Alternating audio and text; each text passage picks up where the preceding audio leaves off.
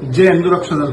पहलगांव में जो घटना हुई है उससे हमें जो ठेस पहुंची है उस ठेस का हम कुछ अपने मुंह से बता नहीं सकते और ना अपने शब्दों में उस बात को बयां कर सकते हैं, मगर एक काम कर सकते हैं जो हमें करना आता है, जो सदैव हिंदू रक्षा दल करता है।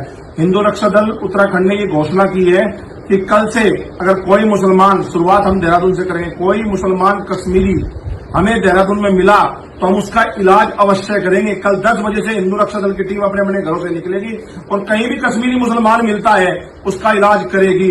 देखिए, हम सरकार के भरोसे कभी तक नहीं बैठेंगे। अब समय आ गया है कि घर से निकले।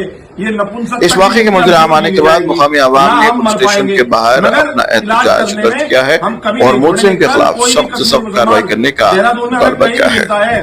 उसका अवश्य इलाज किया जाएगा। कश्मीरी मुसलमानों, कल 10 बजे तक का टाइम है, यहाँ से भाग जाओ, अन्यथा वो कार्रवाई होगी जिस कार्रवाई को तुम सोचने पर मजबूर हो जाएगी। ये क्या कार्रवाई हुई है।